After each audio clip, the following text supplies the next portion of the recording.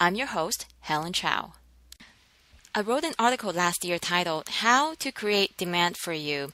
The premise of the article is that there are things you can do to create demand for yourself. The term demand generation shouldn't just be for marketers to market their products or create demand generations for the companies they work for. We have talents and aspirations. So instead of heads down and focusing just on the company you work for, look up and envision opportunities that are ahead of you. And I feel very lucky to have incredible, talented friends. And what inspired me to write that article, How to Create Demands for You, is a great friend of mine. Her name is Olivia Hattersley. As long as I've known her, she never had to worry about finding a job because opportunities always knock on her door. And I'm really excited to have Olivia here with us today. She's going to be I'm going to be speaking with her for a podcast. Hi, Olivia. Hi. Thanks, Helen. You're welcome. So can you tell us a little bit about your career journey? What do you do now and how did you get here? Sure, I'd love to. So currently I work for Apple in LA, where I implement systems for tracking performance metrics as well as delivering reports and analytics for the Apple Music and iTunes digital marketing group. So my focus has been mainly on our organic social channels like Twitter, Facebook, Instagram, Tumblr, even Snapchat lately. And I'm very happy there. It's been a pretty sweet role for me in the sense that I get to geek out over process and data and still be close to the content creation, which is really fun for me. So a little background on how I got to this point. I got my degree in organizational communications in San Francisco. And this was while I was working at Sephora Corporate as a fraud analyst and beauty advisor for their website. And at the time, education was shifting to be more digital. And my role at Sephora working with customers was also turning to the social digital space, specifically Facebook and then Beauty Talk, which was an online community we launched back in 2010. So this is when social really started to take off for big brands. So after I graduated, I stayed with Sephora for a total of 4 years. And while I was there, I was able to build and manage their very first team of social beauty advisors. And that team supported all the digital communities for the company, which at the time was a real trailblazer in the digital space. So super valuable experience. From there, I was recruited actually by a woman who formerly worked at Sephora to run customer experience and support for a company called True & Co., which was an early stage lingerie startup. It's still around. I'm still a customer for the record. And at that time, moving from a global corporation to being one of 5 people running an entire company that could go under at any moment was a major growth opportunity, and I learned a lot from it. But after a couple years, things didn't work out, unfortunately, and I was cut during a round of layoffs, which felt very terrible. I'd never been laid off before. So it felt like a major setback at the time, and I left for a couple of weeks to go travel and kind of regroup. And when I came back, I got an interview with the CMO for Beats Music for a community manager role. And Beats Music was a new music streaming app and service that was about to launch. This was back in January of 2014. And the way I got that interview also was through a guy I had worked with at True & Co. previously. He got me connected with the team over there, gave me an awesome referral. And so I got the job. And then 8 months later, Apple acquired Beats and I moved to LA. And so here we are. That was 2 years ago. And there you have it. Good. That's a really great, walkthrough of your career journey. Now, a couple of other questions for you, but before I dive into that, I know for myself, I have a background in English literature and I spent about 7 years in education. And I realized every time when I get a new job, in teaching, I realized that's really not my calling. I feel like the moment I start the job, in about a week, I can see the ceiling that I'm about to hit, and then I spent a couple of more years in that role. And I was all over the place in terms of my career until I stumbled upon entrepreneurship. You come across as someone who knows what you want. Is that true? No, I mean, I know what I want, but I certainly have not had a clear career path, and I've always envied people who do. I don't think there are many people out there anymore, especially as technology evolves. There's so many new fields, and the workplace is changing so much, and new skills are desirable. So, like, my current job, for example, didn't even exist when I first attended college. So I hadn't known that this was my path from the start. I've really just tried to hone in on my strengths and weaknesses and what it is that I want to learn and what excites me, and then take opportunities that come. Good. Now, I also know that you're someone who's very charismatic, very giving, and someone who cares deeply about the companies you work for and products you represent. And I also know that your friends would, as you were talking about your career journey, your friends would always refer you to the companies they had worked for in the past, or some kind of strange connections. So now, my question is, do you think there's a correlation between attitude and career options, and how do you see that play out in your own career path? Absolutely. First of all, it's crucial for me to work for a company with a great story that I'm really excited to tell everyone about. And when that's the case, that passion usually gets the attention of people outside the company who I'm sharing it with. And then I also strive to just present well and produce exceptional work, no matter what my job is or what my role is, while continuing to learn and grow in the workplace. So that means I ask for a lot of feedback, and I try to get on as many different projects as I can and contribute to helping as many people I can. And I found that having this kind of attitude has opened me up to new opportunities internally within companies I'm working with, whether it be new roles, promotions, or even just making the connections with other smart, driven professionals I work with. And in fact, when I look back on all the positions I've had over the last 8 years, all of them have come from referrals from someone I've worked with at a previous company. Mm-hmm. Good. Now, this is sort of a side question. I come across a lot of candidates when I ask them, hey, why are you looking for another job? And they say, because there's no opportunity for growth.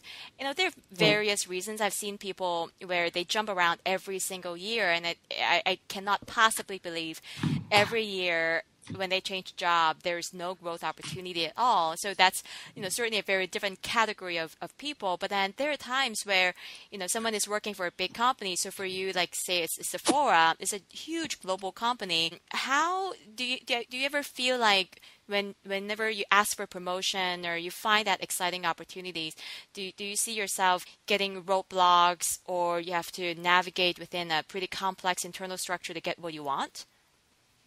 So, it really does depend. For me, as I mentioned before, I am very proactive in just trying to make connections outside of my specific group and take on different projects or contribute to different projects. And as a result of that, just kind of organically, new opportunities have opened up for me where I have the chance to work on something new or take on a new role because someone has taken notice. And that has been enough to keep me motivated and feel like I'm continuing to learn and grow within, the same company.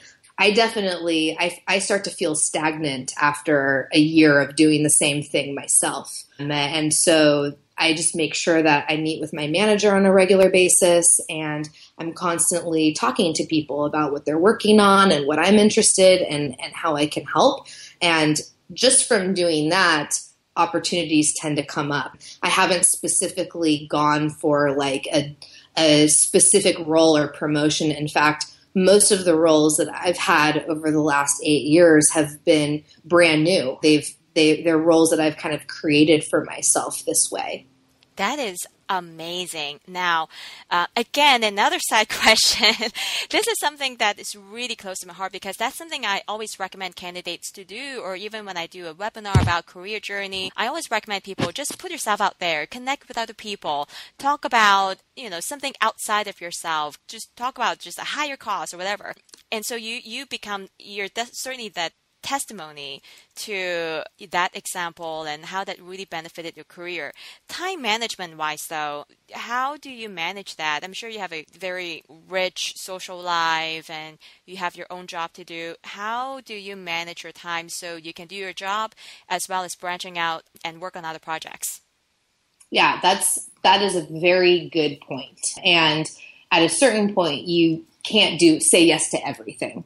Definitely knowing your limits, knowing, again, going back to what your strengths and weaknesses are and taking that into account when you're volunteering for something. I try to really nail whatever it is that I'm currently tasked to do or working on and find a way to do that as efficiently as possible to the point where then I'm able to take less time and can take more on and then continue to grow from there. So definitely make sure that, you're not taking on too much where then the quality of your work is going down. You want to put yourself out there and get experience, but you also want to make sure that you're set up to wow people. So know your limits, know what you're capable of and be honest when you need help. Good. That's a really good point. Now, I know that we don't typically build friendships based on the jobs they have, but at the same time, we are the average of our top 5 friends. To you, is there a difference between friends and professional network? I think there can be in some cases, especially if you're in a sales position. But for me, it's a very fine line. In general, I try to surround myself with people who are smart and driven, whether that be people in my office or people out of the office. And I'm most likely to keep in touch and invest in meaningful relationships with people who I connect with and respect. So it can be very natural for that to turn into a friendship. So yeah, I think it can go many different ways. Right now, some of my best friends here in LA are also my coworkers. And then on the other hand, I've often reached out to friends I've never had a working relationship for professional advice. What's your take on building a professional network? How do you go about expanding your network, maybe within your work, especially if you work for really big corporations or outside of your professional network? Or outside of work, how do you build those relationships? Well, I think asking people about their own professional experience and aspirations, as well as talking about your own, can go a long way. I do this often with people I'm just meeting, people who I do work with, as well as friends I've known for years. And doing this helps me keep in touch with opportunities that may be outside of my current work situation. It also has planted some seeds for my own goals that can turn into opportunities when the time is right. Good. Now, as a wrap up, I have 2 questions for you. Number 1, what advice will you have for listeners when it comes to building out their career? Well, as we talked about, if you're like most people, you're probably going to change jobs several times in your career. So be adaptable. Make sure that you're focused on building skills and experiences that can transfer to new areas that you're interested in. That would be my top advice. Mm-hmm. The second question, so far we've talked about attitude and career options and relationships. If you want our listeners to walk away from this podcast and do something, do just actionable items, can be 2, can be 3 action items, what would they be? All right. Well, know your strengths and weaknesses. So be confident in that. And then go out and talk to people about goals and interests, whether it's theirs or yours. You'll learn a lot, and you never know what could happen as a result from planting those seeds. Good. Now, again, side questions. That's my favorite part. Side questions. Yeah. So for people like, I know you lived in San Francisco where it's a lot easier to meet people. LA is a little bit more spread out, could be a little bit more difficult. Now, when it comes to branching out and just reach out and talk to people, even just the concept of talking to people, if you work a 9 to 5, where else can you branch out and talk to people? Where do you go? Where would you advise people to go? Well, believe it or not, Helen, I have a lot of interests outside of work Ah, ta-da! that keep me sane and get me out. So yeah, I mean, I like to connect with other people who share some of those interests, and there's a way to connect right there. So for example, I'm really into cycling. So coming down to LA, I've checked out different cycling groups and gotten together with people to go on rides or running groups. I think for me, it's been a lot around like activity and fitness, but whatever it is, whatever your interest is, just finding a group or finding a community, putting yourself out there, that can be just like an easy way to connect, to find people who you already have a connection with if you're not just like a naturally social person. For me, though, I feel like knowing your strengths and weaknesses here, one of my strengths is really engaging with people and building relationships. And so when I'm just out and about in my daily life, I like to talk to people, and especially close to where I live and close to where I work, where I know I'm going to see these people on a regular basis. Good, good, good. Well, thank you so much for your time, Olivia. You're welcome. Thanks for having me. It's always great to chat with you. So this was awesome.